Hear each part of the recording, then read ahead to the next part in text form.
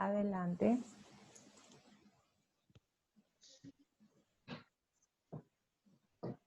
Buenas tardes, noches a todos los compañeros, a la licenciada.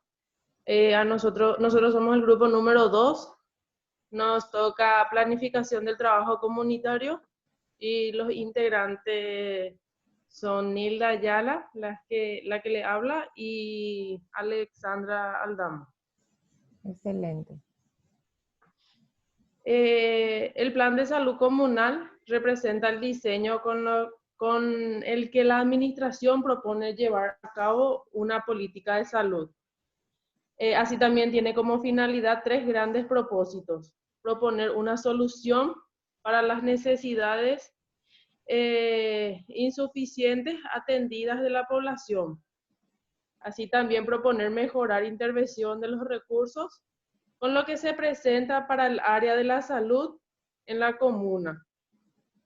Hacer más eficientes las acciones que están en marcha. ¿Puedes cambiar, normalizar? ¿Otro? Sí, puedes ir cambiando nomás. Ya.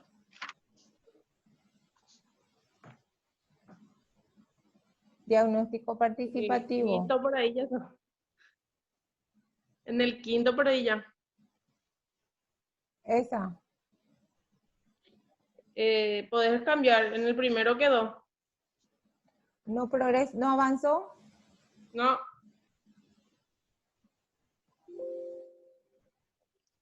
Allí. No. Un ratito.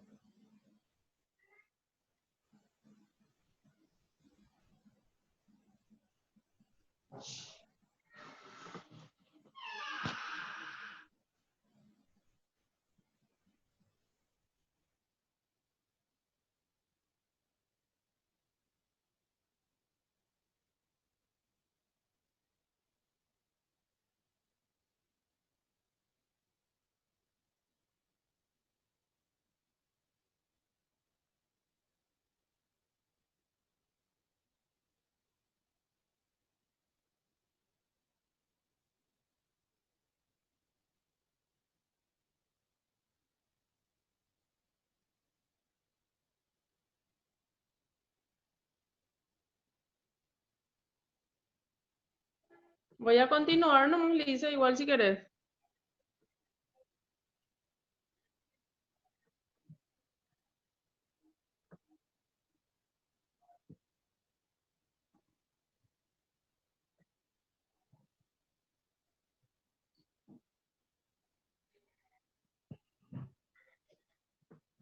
El quinto por ahí ya, la parte donde está Visualizan. el... No, más abajo. En el Ahí. lila ya estoy. Ya dije todo ya eso.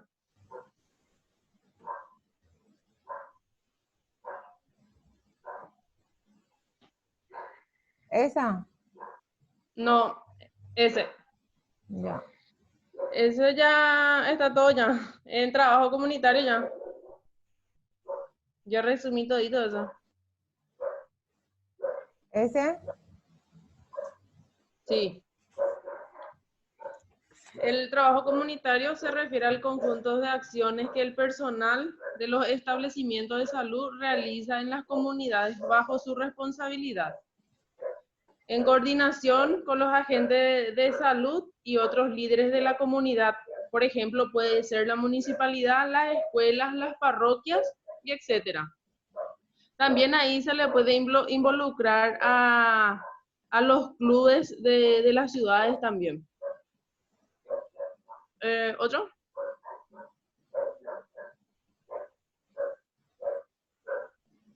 Sí. Esa es la revisión de carpeta familiar. Conocimiento global de la situación del familiar o del barrio.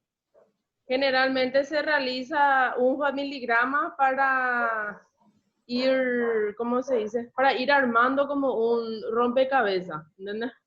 Para empezar de la cabeza y después van realizando como un esquema. Uh-huh. Después dice el integrante del equipo de salud presenta casos, ¿entendés? Por ejemplo, podemos darle un ejemplo ahora mismo, podemos utilizar el COVID, ¿verdad? Se puede presentar como paciente o usuario de 72 años de sexo masculino con enfermedad de base, hipertenso, diabético y con obesidad tipo 2, ¿verdad? Un ejemplo. Ujú. Después la actualización de la encuesta de salud familiar y también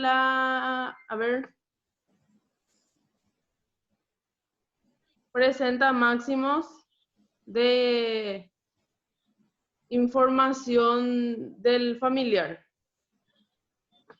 Luego, conocer dinámica y funcionamiento del familiar. Programa y autorización programada y autorizada por familiar. 2 integrantes de equipo deben ejecutarla, llevar protocolo de visita, formulario de insumos u utilizar insumos.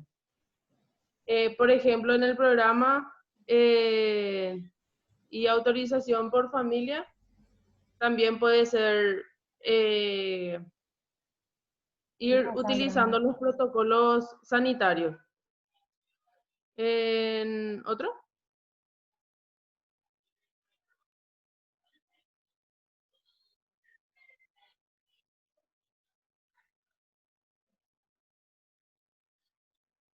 ¿Otro, Lisa?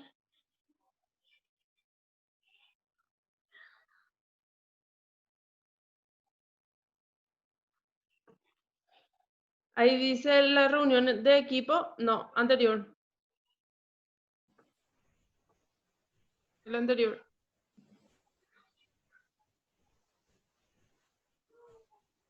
Esa. No, reunión de equipo. El anterior.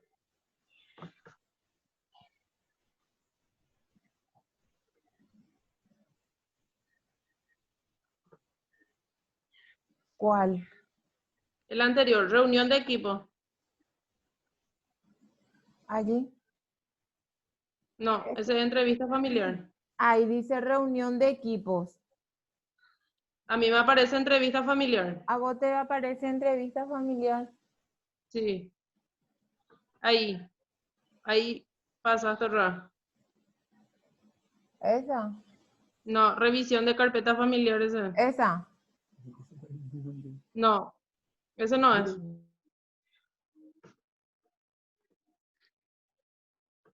El 10, el 11. Vos no visualizás reunión de equipo. No, a mí me sale revisión de carpeta Te familiar. sale revisión de carpeta familiar. Un ratito. Sí.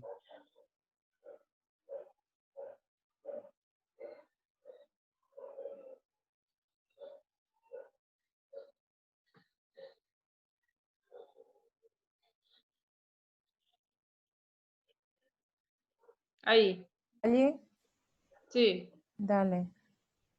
En la reunión de equipo, el funcionario o el equipo comunitario hace el análisis del caso y esforzar el plan de intervención. Como siempre te estoy hablando del paciente del COVID, ¿verdad? Ujú. En caso de que haya más infectado por contacto, llevarle en aislamiento en otro sitio, ¿entendés? Ujú. Después la presentación del caso y resultado de visita domiciliaria a equipo, que en este caso no va a haber visita domiciliaria. ¿Por qué no se hace visita domiciliaria, por ejemplo, en estos casos?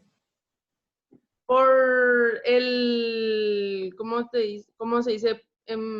Por el riesgo, Por el riesgo y ¿cómo te decir? Por la fuerza que tiene el virus, no sé si me explico. por la virulencia y que Sí, es así muy mismo. capaz que el profesional sanitario se infecte al realizar la tarea. Muy bien. Sí, Seguido. así mismo. Ujú. ¿Puedes pasar? No. Bueno.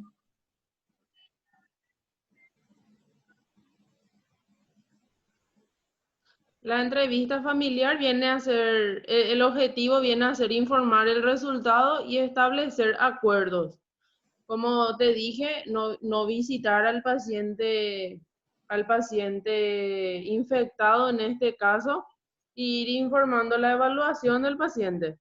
La tarea es la planificación y la coordinación con la familia. También la realización de entrevistas al profesional más cercano de la familia o el que está, o sea, el que está encargado en su comunidad. Podemos hacerla en su hogar o en el establecimiento de salud, pero en este caso no físicamente. Ahora mismo todo se está utilizando vía virtual. Excelente.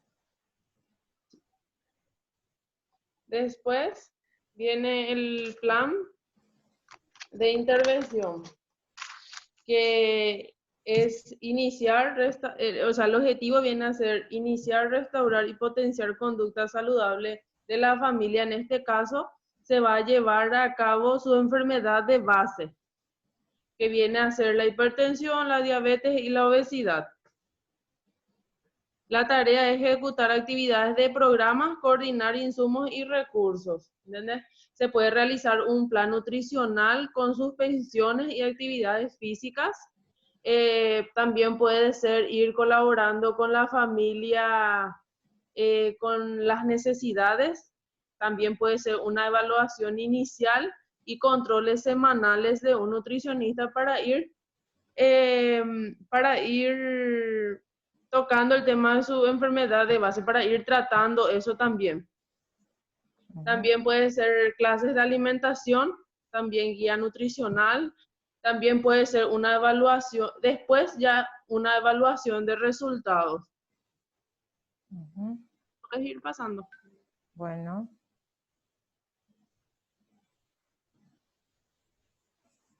La evaluación de resultados. El objetivo es monitorizar y evaluar el resultado de salud y bienestar obtenidos por la familia. Así como te dije, un plan de alimentación, ir viendo los resultados, porque generalmente cuando una persona es obesa en una familia, es por la alimentación que lleva, generalmente.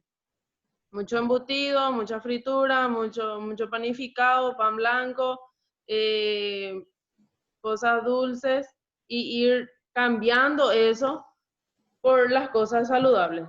Obviamente no va a ser de una, sino de a poco. Hábitos Las tareas saludables. es evaluar el resultado de la familia y del equipo de salud. Porque si hay resultados positivos es porque la familia está haciendo bien su trabajo y porque el equipo de salud está haciendo bien su trabajo. Porque si los dos hacen bien, obviamente va a haber un buen resultado. Y las indicaciones establecidas y medirlos. No solamente realizar una semana o 15 días, sino ya de por vida. Es un tratamiento que se va a ir realizando ya de por vida y siempre monitoreado por un equipo de salud, que ya viene a ser la nutricionista, licenciado y así sucesivamente.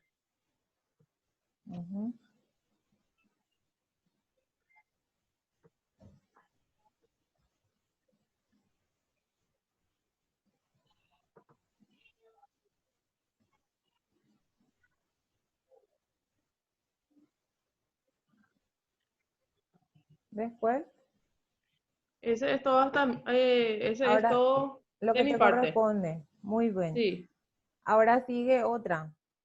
sí, Ale. Ujú.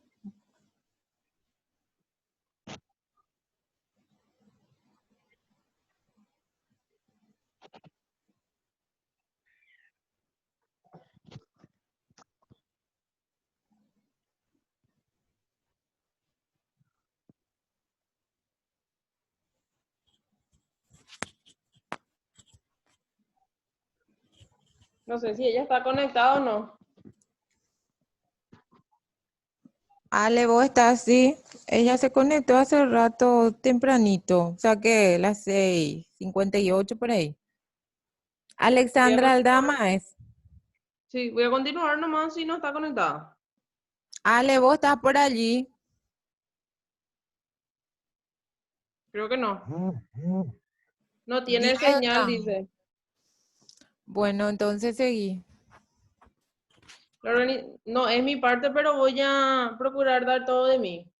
Bueno, entonces lo que te correspondía a vos, estábamos debatiendo lo que es la importancia entonces de la asistencia en la comunidad. Hablaste de hábitos saludables, hablaste incluso de monitorearle a la familia, diste un Sí. ejemplo de la pandemia. Hoy día nosotros no podemos realizar ese trabajo porque, como dijimos, el virus es Profe, ahora virulento. puedo hablar también de la Ah, organización. bueno, sí. Ahora me conecté, perdón. Excelente, dale, te escuchamos. Dice, la organización comunitaria es más que una forma de ejercer la participación ciudadana. Esta permite a la comunidad agruparse y ordenarse en diferentes ocupaciones y funciones y lograr y funciones responsabilidad de manera en que toda la organización logre funcionar como un conjunto. Las organizaciones comunitarias no son exclusivas de un determinado grupo o sector de la población. Estas pueden ser constituidas por todas las personas buscando enfrentar problemas que le afecten y mejoren su situación.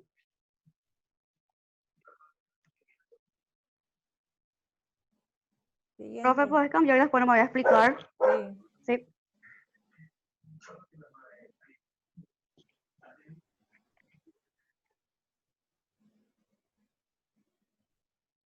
Lo habitual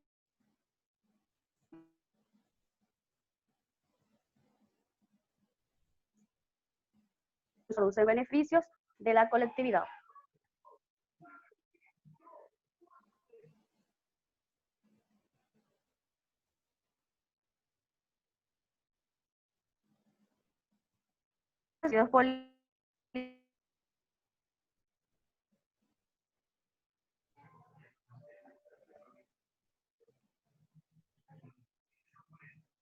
Siguiente, profe. Bueno, No se te escucha, Ale. Que no. los tipos de organizaciones comunitarias son los movimientos sociales, partidos políticos y organizaciones sindicales. Las características de la organización comunitaria se pueden dividir en varios grupos. Se orientan por valores, se regulan por normas y se guían por objetivos. Se fundamentan en compromisos, comportamientos individuales con responsabilidad y en instituciones y cumplen roles.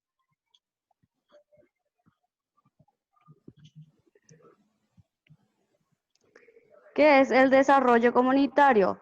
Es un proceso educacional donde su función no es solamente identificar, diagnosticar, dar recomendaciones para la solución de problemas, sino también conducir a la comunidad, de organizarse, definir las necesidades, la formulación de planes, ejecutar actividades que la conduzca, elevar su nivel de vida en forma continuidad.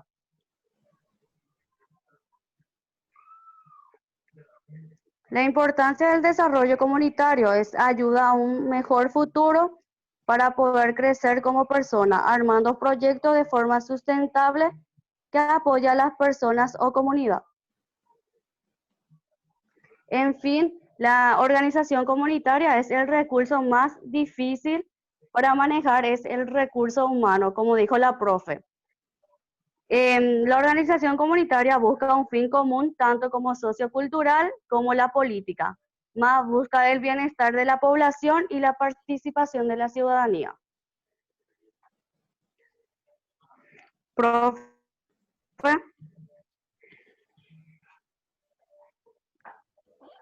no, profe, yo te pregunté si vas a agregar algo o si está bien. Ah, no te escuché. Bueno, entonces, y cuando expongan todos ustedes, vamos a hacer como una retroalimentación de lo que ustedes vieron. ¿Sí?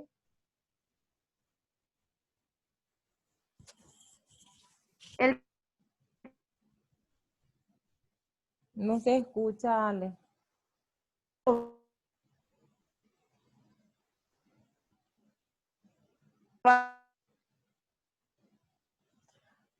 Si alguien tiene su si alguien tiene el micrófono prendido, que ponga en silencio para que no haya mucha interferencia, ¿sí?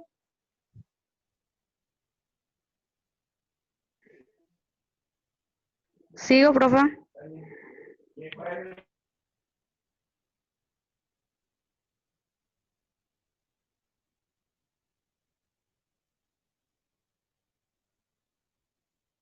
Sí, nomás ya, dale.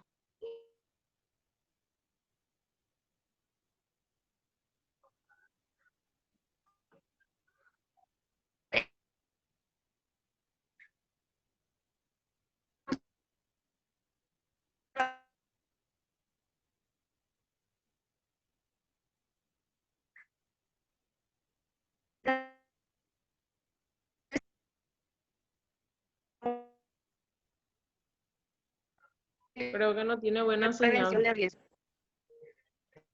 Sí, eso es. No se te entendió nada y qué es lo que dijiste.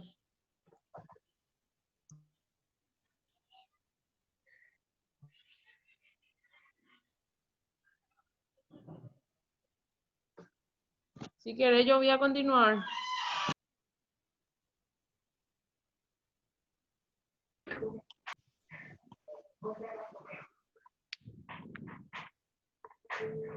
Profe, ¿podés cambiar? No se te escuchó con nada, Ale. Si quieres, voy a seguir yo.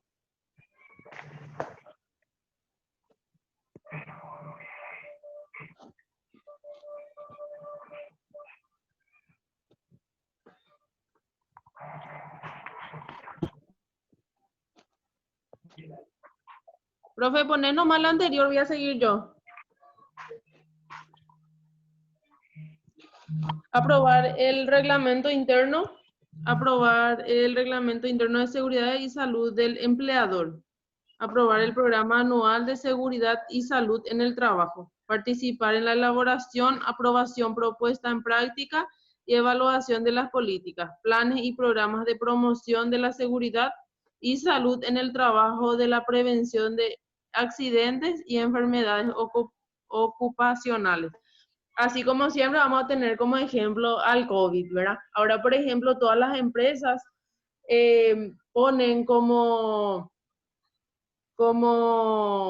para ingresar a la fábrica o la empresa, sí o sí el lavatorio, y sí o sí tenés que lavar tu mano y sin tapabocas no ingresas a ninguna parte. Aprobar el plan anual de capacitación de los trabajadores sobre seguridad y salud en el trabajo.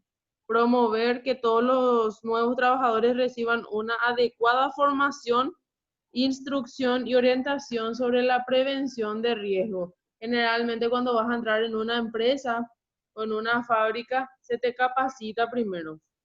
O se te pregunta si tenés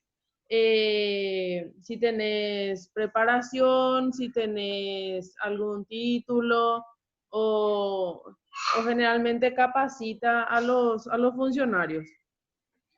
Aprobar el reglamento interno, aprobar el programa anual de seguridad y en el trabajo, participar en la elaboración, aprobación, puesta en práctica y evaluación de las políticas, planes y programas de promoción de la seguridad y salud en el trabajo, de la prevención de accidentes y enfermedades ocupacionales.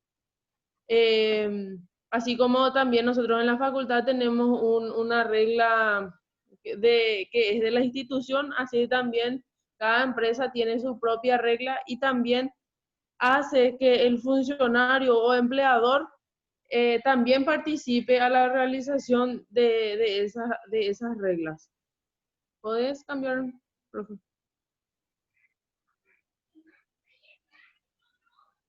Diagnóstico de la situación anual. El diagnóstico de la situación anual debe incluir los siguientes puntos: antecedentes de la institución o problema que motiva el proyecto, zona y población afectada, gravedad de la situación negativa que se intenta modificar, intentos anteriores de solución e intereses de los grupos involucrados. O sea, que Negativa que se intenta modificar. ¿Puedes que pasar? intentos anteriores de solución, intereses de los grupos involucrados.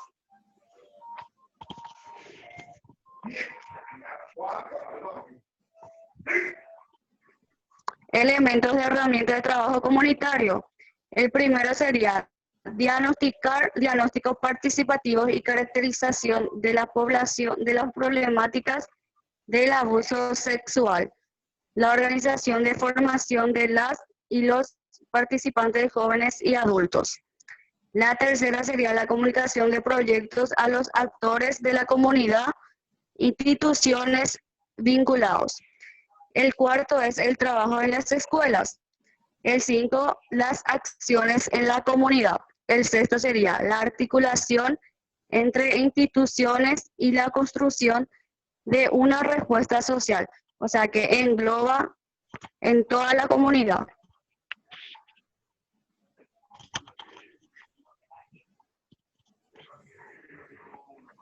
Bueno. Muchas gracias.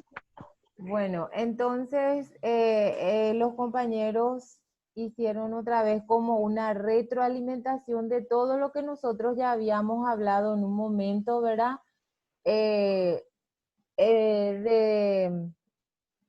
A veces en extenso y otras veces lo mencionamos, porque nunca ustedes olviden de que un trabajo comunitario va enlazado con unos con otros, ¿verdad?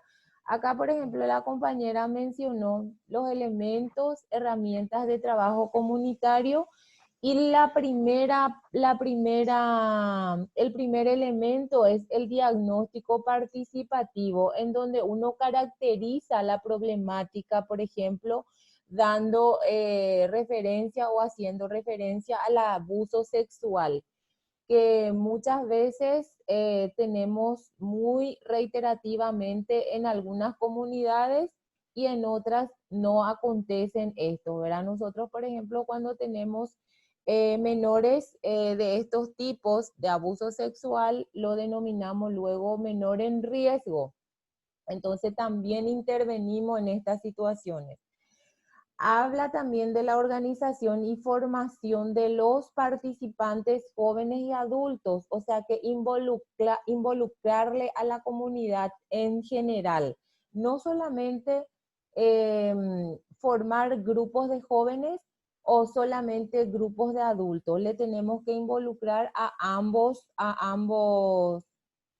grupos, a ambas edad etarias, ¿verdad?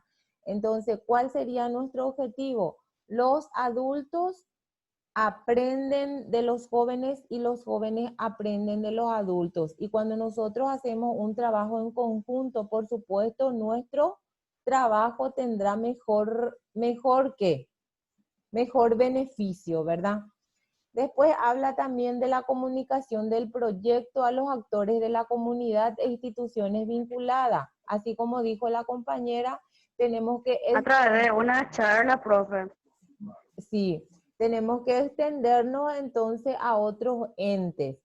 Habla de trabajo en la escuela. Ustedes saben que una institución educativa es un lugar fundamental en donde nosotros podemos realizar trabajo comunitario. ¿Por qué? Porque es un lugar donde alberga la mayor cantidad de grupos familiares. Detrás de un niño siempre va la madre, el padre, los tíos, incluso los abuelos, los hermanos mayores, si se trata de un niño que va a la escuela primaria, y sería un elemento fundamental entonces para nuestro trabajo en la comunidad. ¿Quieren aportar algo? Profe, yo quiero explicar lo que es la organización comunitaria, o sea, Muy de bien. cómo lo que yo entendí. Te escuchamos. Porque, Te o escuchamos. sea, los recursos más difíciles para manejar es el recurso humano, por la falta de atención, la discriminación que hay en la población, también que busca un fin común, tanto lo sociocultural como la política, y más busca el bienestar de la población y la participación de la ciudadanía. Cuando nosotros hablamos, ¿verdad?, de una participación de la ciudadanía, ya tenemos que tener en cuenta de que estamos realizando un trabajo comunitario, ¿verdad? Sí, sí. Y que también que es autónomas también porque son que trabajan de forma independiente. Ujú. Cuando nosotros vamos a realizar un diagnóstico en una comunidad, cuando vamos a hacer un diagnóstico actual, entonces tenemos que basarnos en los antecedentes.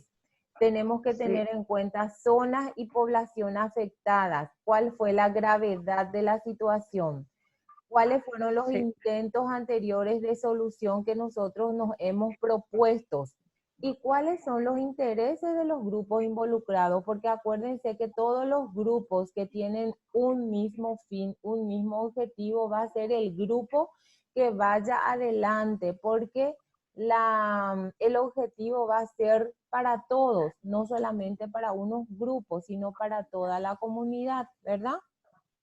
Sí, profe. Entonces es muy Y importante. se trabaja también, profe, en las zonas o regiones más afectadas. Muy bien, entonces por eso nos dice diagnosticar entonces el lugar más crítico, Sí, diagnosticarle a los grupos más vulnerables. Acuérdense que cuando nosotros hablamos de grupos vulnerables, hablamos de los niños menores de 5 años, de las mujeres embarazadas, de los grupos mayores, ¿verdad? De los grupos, de las personas con algún tipo de patología, comorbilidad, ¿verdad?, que tenga alguna patología sobreagregada. sí. Otro comentario. En relación a Y aprobar el reglamento interno, estas son las actividades que tienen los comités.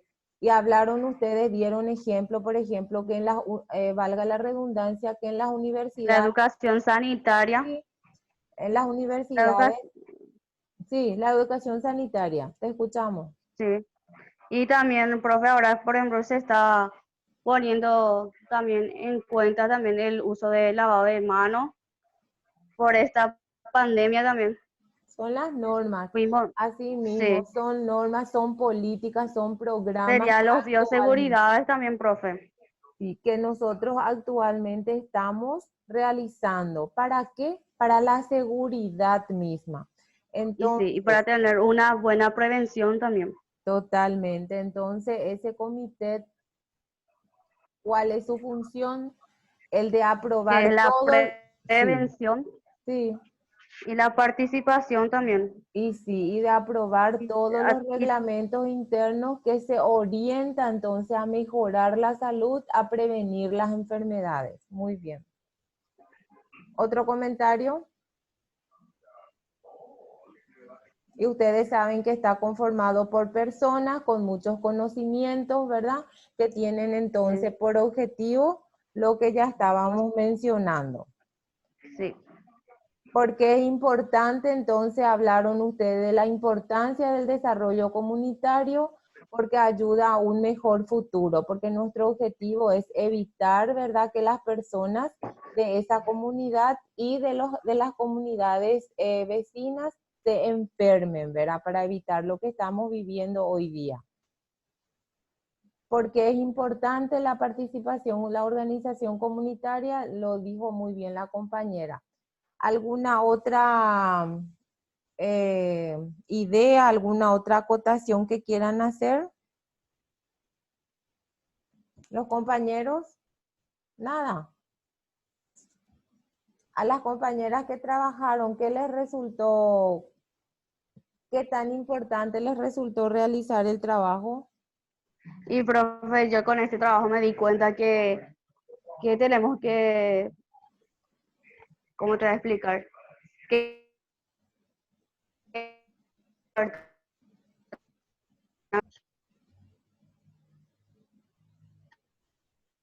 Hay mucho eco, no sé, no llega bien la señal. Vos sos Joana, ¿verdad? Alexandra. sí, profe. Mm. ¿Qué dijiste? Te estaba diciendo que yo, por ejemplo, con este trabajo logré que es lo importante que es uno mismo adaptarse a la comunidad, de saber qué afecta en la comunidad hoy en día. Em, También por esta pandemia, luego también aparte del comité y eso, de los insumos, de las prevenciones. ¿Y cuál entonces es la conclusión? ¿A cuál llegaron? A ver, la otra compañera. ¿Me puedes repetir otra vez, Lisa, por favor? ¿A qué conclusión entonces llegaron con este trabajo? Yo llegué, por ejemplo, a la conclusión de que de donde se arranca principalmente es generalmente de la salud comunitaria, ¿entendés? Ujú. Que si el personal comunitario realiza bien su trabajo, creo yo que menos gente visitando el hospital vamos a tener. Ujú. Muy bien. Los compañeros del grupo, ¿qué dicen? ¿Tienen alguna pregunta para las compañeras en relación a lo que estaban ellos mencionando? ¿Alguna otra idea? ¿Algún tipo de experiencia que han tenido? Nada. Bueno, entonces, felicitaciones nuevamente por el esfuerzo que están haciendo. Así como yo les dije, cuando terminan la exposición, lograron ustedes el objetivo propuesto para hoy. Desarrollaron la unidad y ahora vamos a desarrollar la siguiente. Voy a pasar a la otra diapositiva, ¿sí? Dale, está, profe, muchas gracias. A ustedes.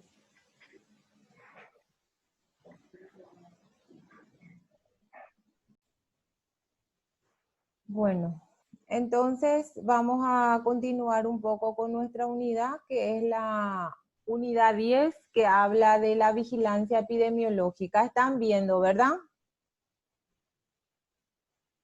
¿Se ve? Así, ¿no? ¿Sí?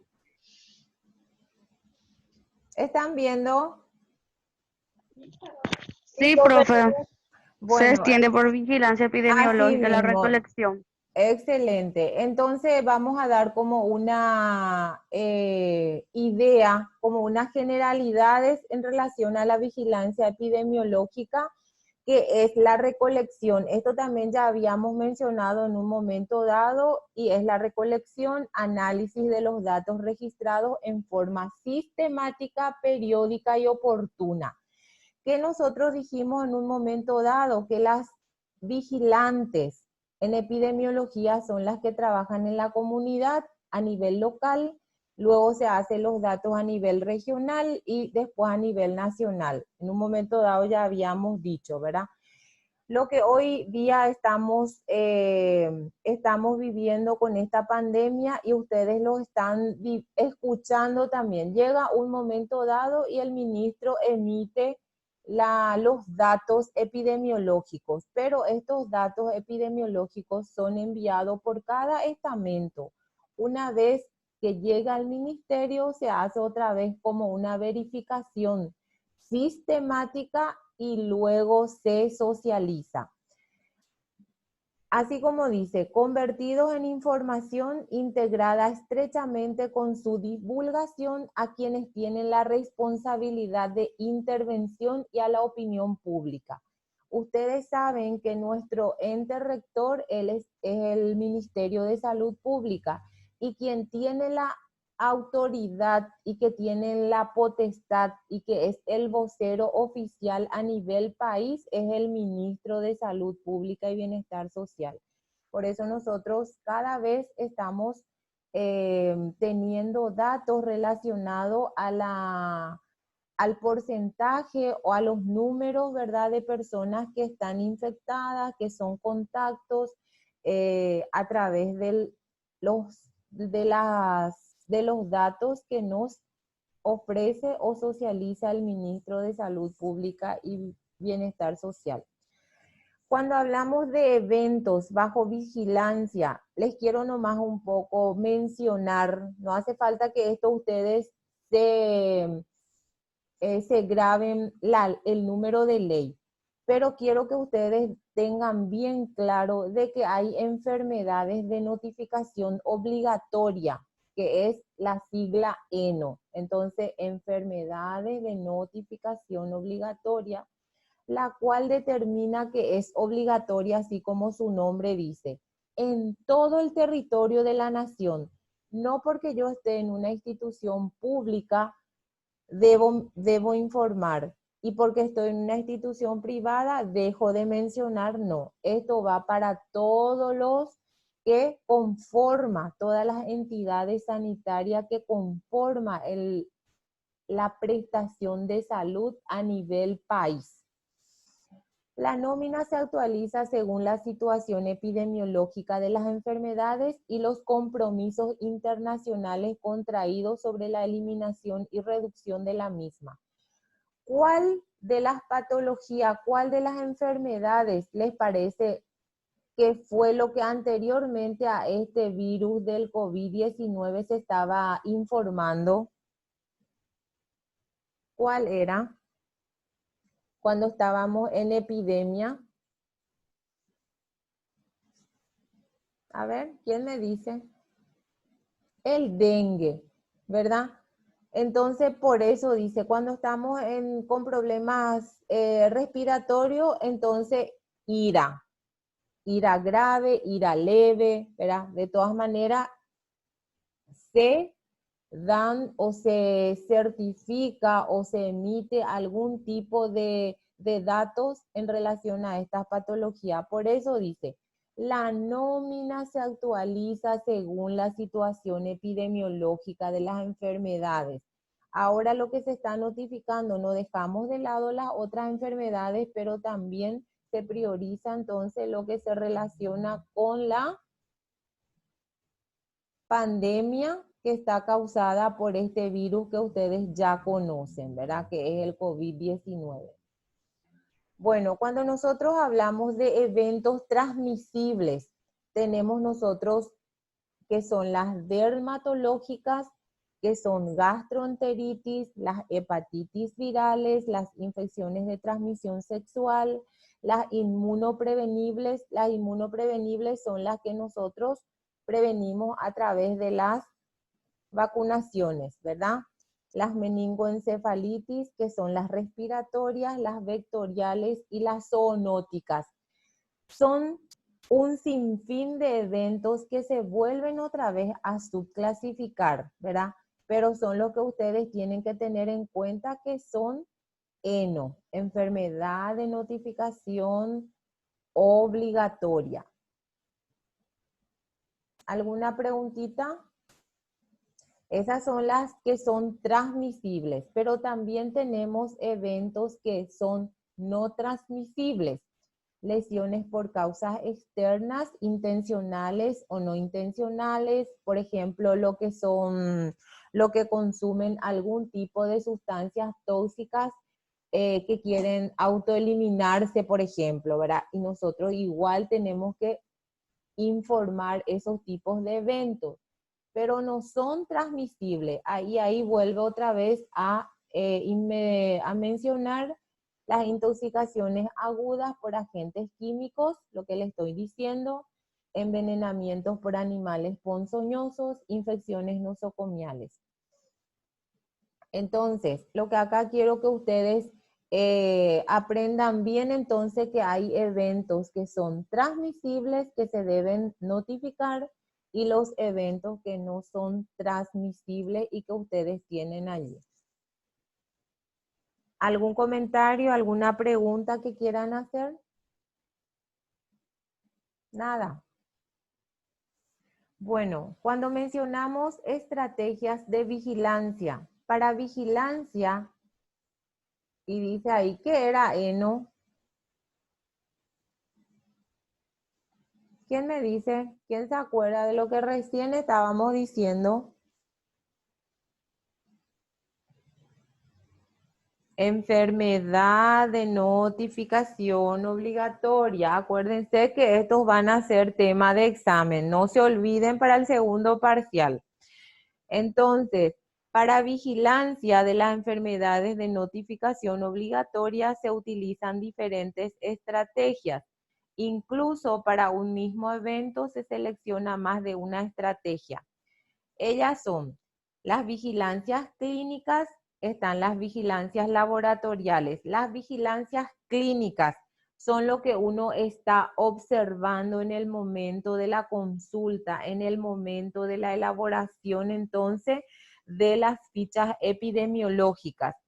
Y las vigilancias de laboratorio, así como su nombre lo dice, dependiendo entonces de los resultados. Los estudios especiales también tienen sus diferentes estrategias, cuáles son lo que tenemos que ir anotando. Y la vigilancia centinela. ¿Se acuerdan una vez que yo les mencioné también cuando estábamos realizando el desarrollo de algún tipo de una unidad? Les dije que hay enfermeras que son centinelas, son las que emiten datos epidemiológicos, ¿se acuerdan? Y lo mismo habla de la vigilancia centinela en relación a eso.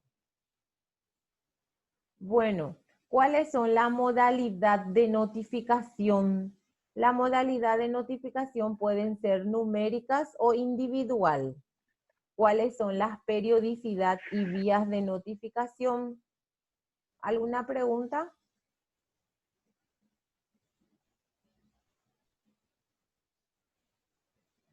Nada, seguimos. A ver.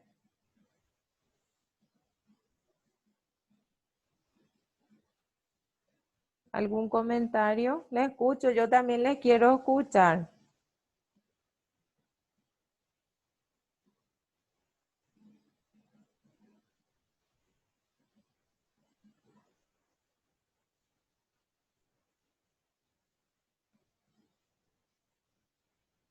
¿O ustedes están merendando y no me están escuchando? Profe, yo sí te escucho, pero no tengo ninguna pregunta. Seguimos entonces. Entonces, Sí, acuérdense ustedes que la vigilancia epidemiológica es fundamental. Acuérdense ustedes que hay enfermedades de notificación obligatoria, algunas son transmisibles, otras no son transmisibles, ¿verdad?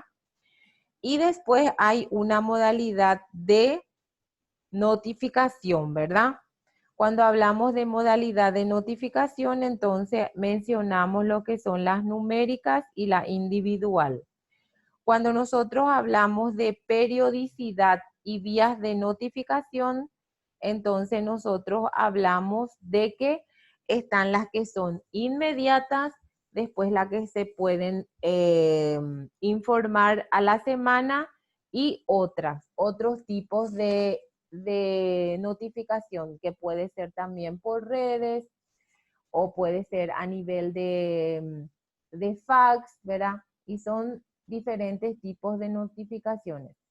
Cuando nosotros hablamos entonces de periodicidad y vía de notificación, tenemos que tener en cuenta la frecuencia e impacto en la salud de las personas y la comunidad, así como las necesidades de lograr la adecuada oportunidad en la notificación para facilitar la implementación de las acciones, ya sea de investigación o puede ser de tratamiento también. Porque si nosotros tenemos una enfermedad infectocontagiosa, tuvimos en un momento dado sarampión, ¿verdad? Tuvimos mucho miedo para que por reintroducirse eso, ¿verdad? Pero nosotros hemos sido certificados libre entonces de sarampión y rubeola, pero teníamos que seguir haciendo buen trabajo. ¿Qué es buen trabajo? Aumentar las coberturas de vacunaciones, ¿verdad? Entonces, si nosotros aumentamos la cobertura de vacunaciones, vamos a lograr entonces que se mantenga esa erradicación. Pero si nosotros bajamos la guardia, puede aparecer casos puede aparecer casos importados, ¿verdad? Que llamamos casos autóctonos, ¿verdad? Autóctonos o importados. Cuando nosotros decimos que fueron importados y justo hay un brote en la comunidad, ¿qué nosotros hacemos? ¿Por qué le estoy diciendo este ejemplo? Porque acá dice para que nosotros hagamos intervenciones inmediatas. Hacemos un bloqueo de esa comunidad. Cuando nosotros hablamos de bloqueo, entonces tenemos que hacer un control estricto de 4 manzanas alrededor, ¿verdad? ¿Qué hacemos?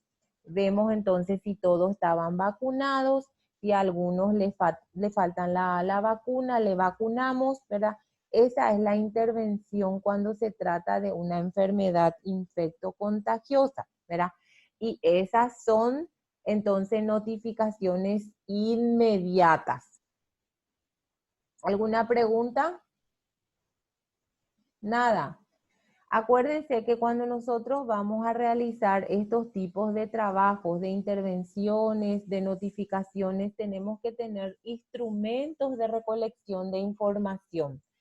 Y esto es muy importante que ustedes durante la etapa de preparación académica sean muy pulcros, sean muy quisquillosos, sean muy puntillosos, no sé cómo llamarle, muy responsable en el llenado correcto de las diferentes fichas que en un momento dado puede caer en manos de ustedes. Muchas veces ustedes van a observar cuando van a realizar algún tipo de trabajo de investigación, es el momento oportuno en el cual nosotros nos damos cuenta de que muchas planillas son mal llenadas.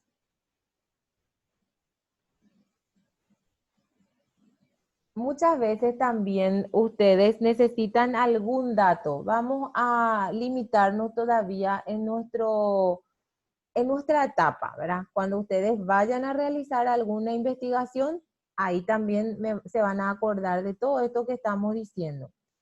Tienen un documento en su mano. Ustedes quieren hacer como un trabajo comparativo y van a fijarse. Necesitamos edad de la persona, necesitamos número de celular de la persona, necesitamos un referente con quien nosotros podamos estar en contacto directo o constante. Y ustedes muchas veces van a encontrar fichas vacías.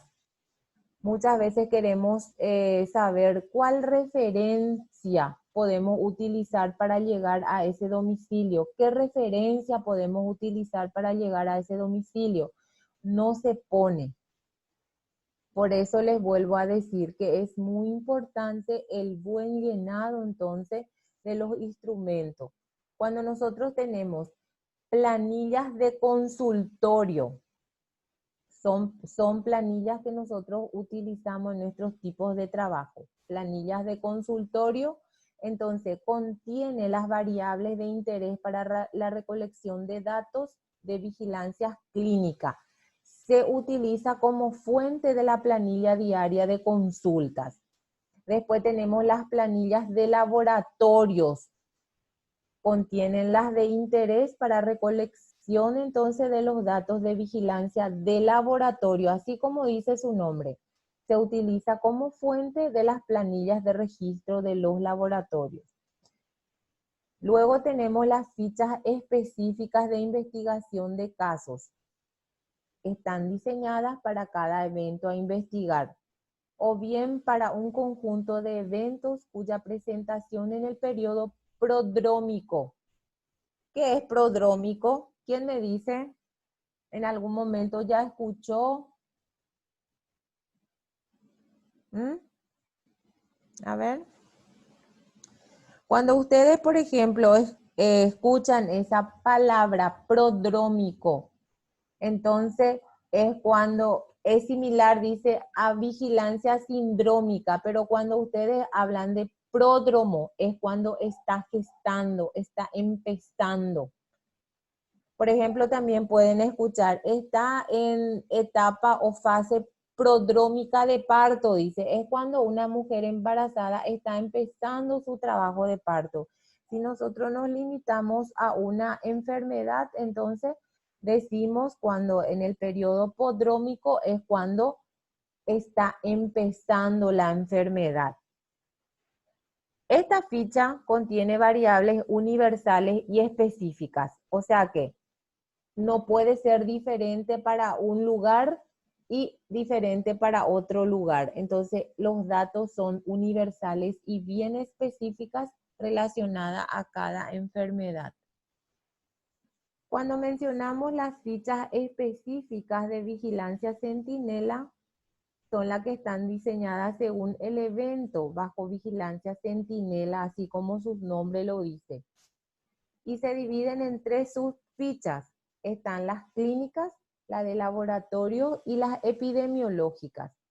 De todas maneras, también contiene variables universales y específicas.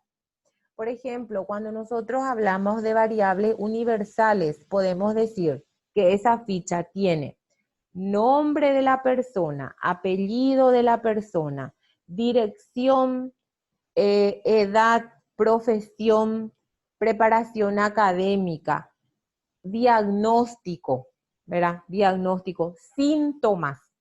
Entonces, cuando nosotros hablamos de un caso respiratorio, ¿cuáles son los síntomas que pueden presentar? Puede ser rinorrea, tos, puede ser sibilancia, ¿verdad? Entonces, todo eso aparece, ¿verdad? En esa planilla, y no porque nosotros estemos en un centro asistencial, en el otro centro asistencial de Naranjito va a tener otro dato. El dato es universal. A eso se refiere. Formato específico de notificación de brotes. Se diseñaron de 2 tipos de formato.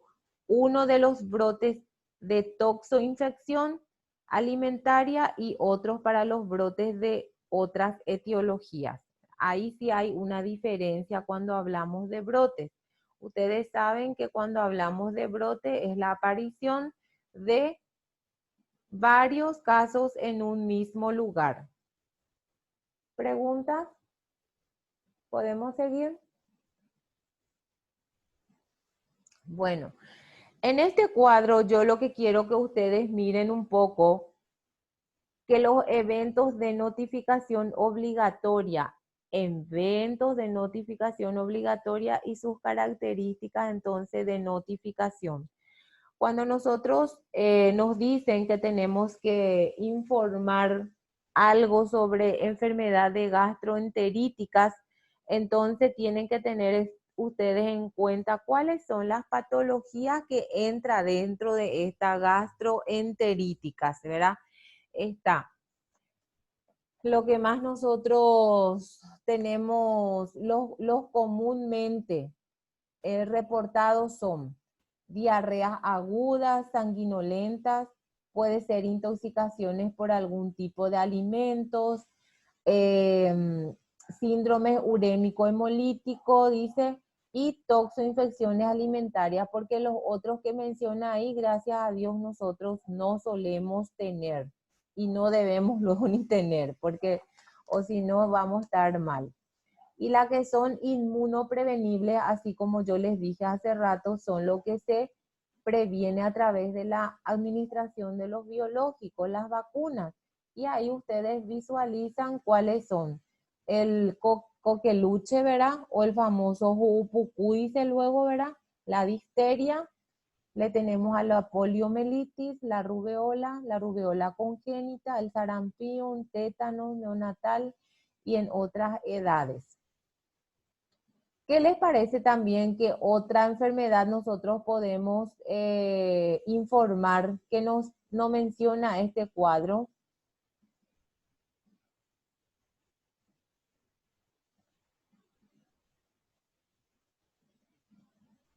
A ver. Completito está, ¿verdad? Entonces, poliomielitis o parálisis flácida aguda en menores de 15 años, en niños menores de 15 años. ¿Por qué? pueden tener secuelas entonces ¿de qué?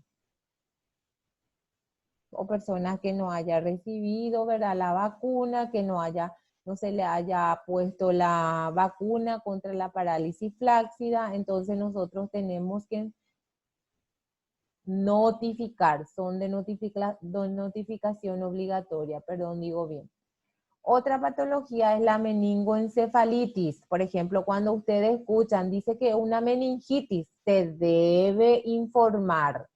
Cuando hablamos nosotros de vectores, y acá les menciono, ¿se acuerdan de que la epidemia anterior fue, les pregunté yo, el dengue, ¿verdad?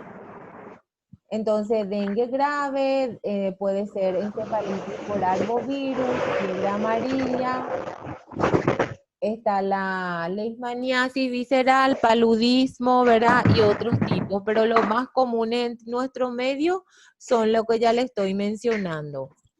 Después tenemos las zoonóticas, después tenemos las respiratorias,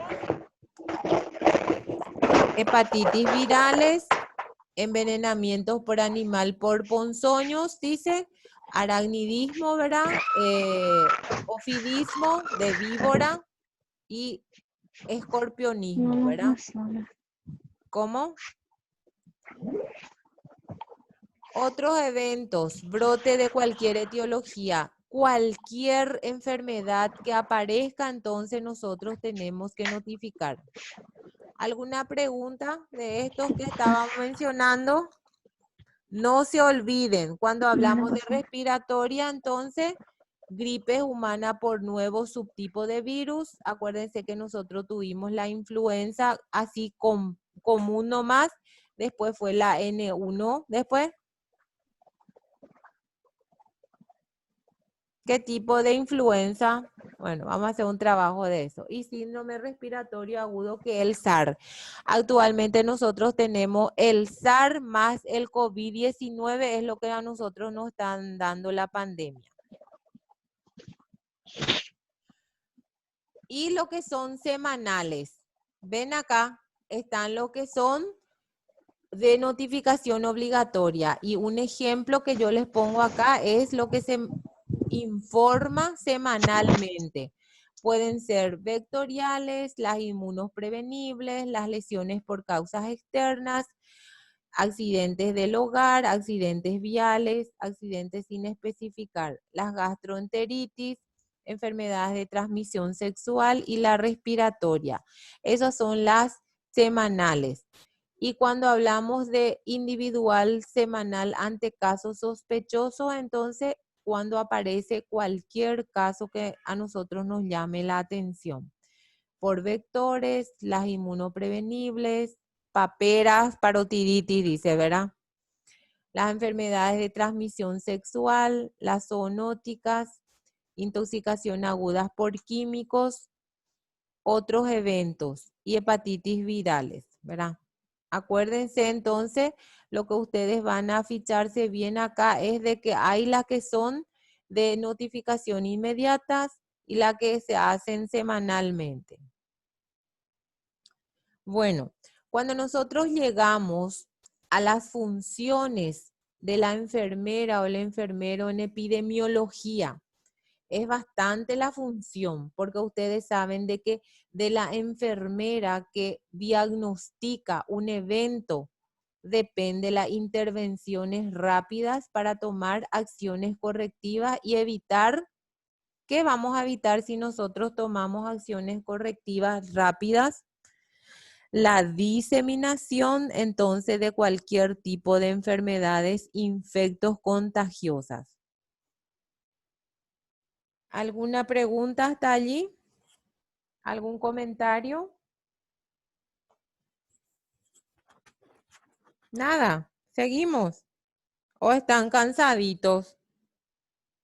Podemos tener un pequeño receso y después continuamos, ¿verdad? ¿O seguimos nomás?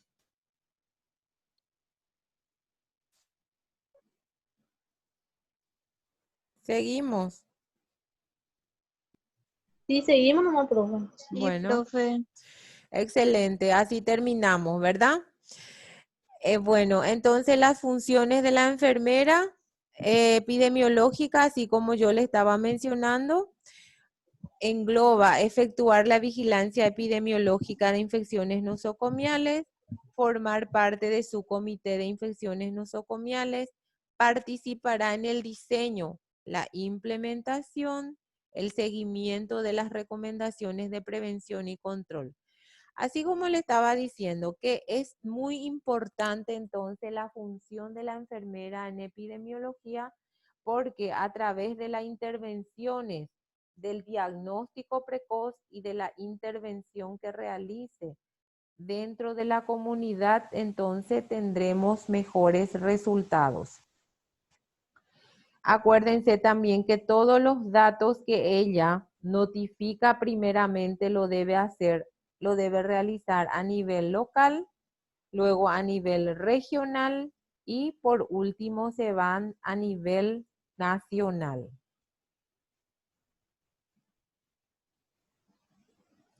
Bueno, seguimos entonces, ¿verdad? Cuando hablamos nosotros de funciones, van muy concatenados entonces las actividades, funciones y actividades, porque también nosotros en actividades, ¿qué es lo que hacemos? Realizamos entonces la recolección de los datos. Al realizar la recolección de los datos, nosotros tenemos que clasificar, tabular, así como dice, analizar e interpretar. No solamente nosotros vamos a realizar esa recolección, nosotros tenemos que analizar, porque si nosotros generamos datos que no resta interés, entonces ¿para qué vamos a informar? Nuestro análisis debe ser veraz, nuestra interpretación debe ser eficiente. ¿Para qué? Porque si nosotros analizamos e interpretamos bien, vamos a ejecutar alguna acción. Nosotros no podemos ejecutar acciones sin tener un análisis exhaustivo de la situación y de los datos que hemos obtenido. Cuando nosotros tengamos los datos, lo analizamos, ejecutamos la acción, posteriormente realizamos una diseminación de la información sobre la enfermedad. Es lo que está haciendo el ministro, ¿verdad?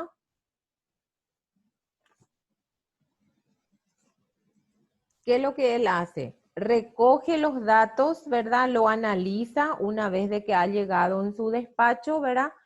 Con su equipo, con su comité de salud, ¿verdad? Con comité, con sus consultores, ¿verdad? Y cuando tenga todo entonces bien clara la situación, datos fidedignos, entonces lo informa, socializa los resultados y las medidas aplicadas en relación entonces a diferentes tipos de intervención. Volvemos a poner, la compañera hace rato habló entonces de que es muy importante porque si nosotros actuamos de manera eficaz, entonces nuestro resultado también será eficiente. Evitaremos entonces que el virus o cualquier tipo de enfermedad infecto-contagiosa se propague. ¿Alguna pregunta?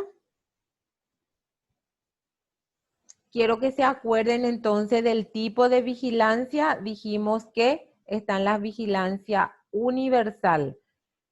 Todas las personas entonces que residen o visitan el país o cualquier tipo, ya sea hablando de sexo, edad, ¿verdad?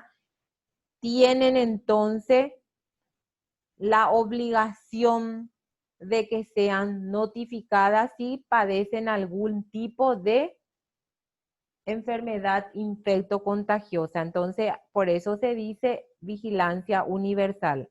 La vigilancia es universal porque no solamente nos limitamos entonces a los ciudadanos o a los individuos de nuestra comunidad o a los individuos de nuestra población.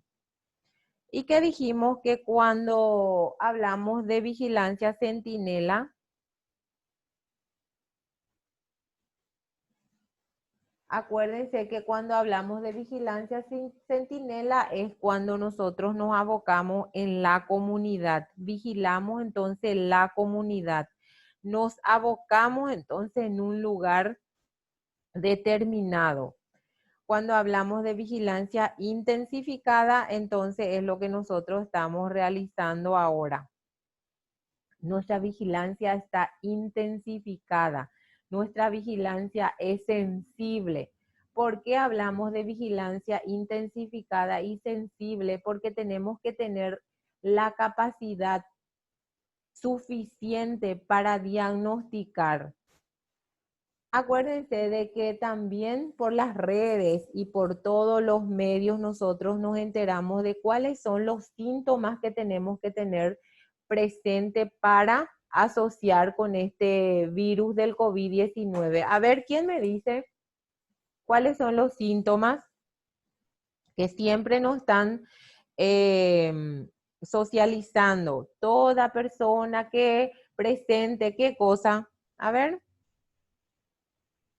¿quién me ayuda?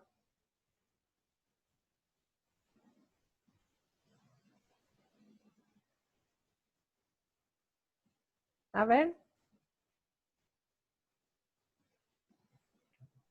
Fiebre, profe.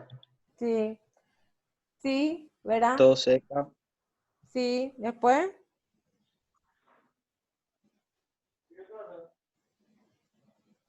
Después, ¿cuál era?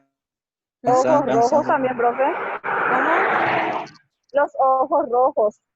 Sí, Ojos.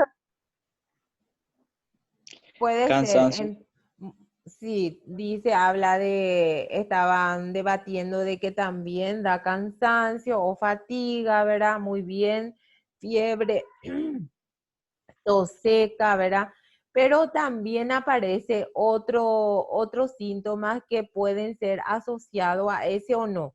Entonces, la sensibilidad debe ser la sensibilidad tenemos que tener a flor de piel para diagnosticar las diferentes patologías que van apareciendo. Acuérdense que en un momento dado dijimos que nuestra vigilancia es de acuerdo a las diferentes enfermedades que van apareciendo. En un momento dado fue el dengue, después ahora nos apareció este virus tan virulento, ¿verdad? En otras oportunidades tuvimos también los respiratorios, después también tuvimos en algún momento el terror al contagio del sarampión, ¿se acuerdan? Pero como nosotros ya éramos certificado país libre del sarampión y la rubeola, que nosotros nos propusimos aumentar la cobertura de vacunación para evitar entonces el reingreso de esta enfermedad. Y es lo que nosotros estamos ahora realizando, una vigilancia exhaustiva, una vigilancia, ¿qué tipo de vigilancia dijimos que era? Sensible, intensificada, ¿verdad? No se olviden de eso. Bueno, ¿alguna pregunta?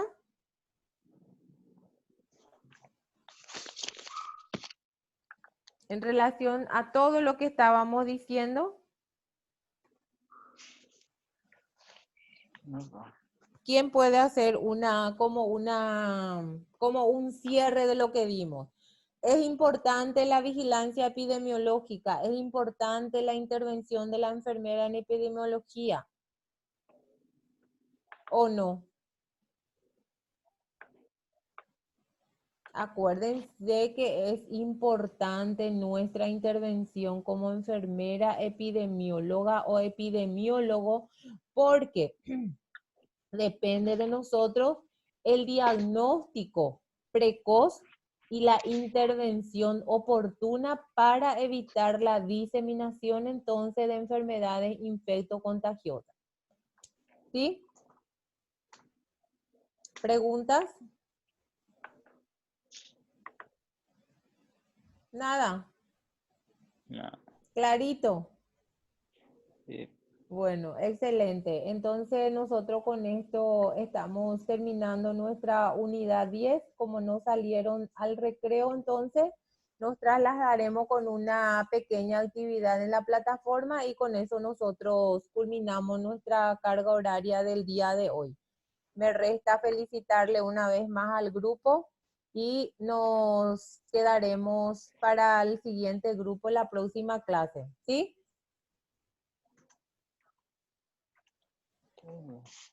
Sí, Lisa. Sí, profe. Perfecto, ya ella.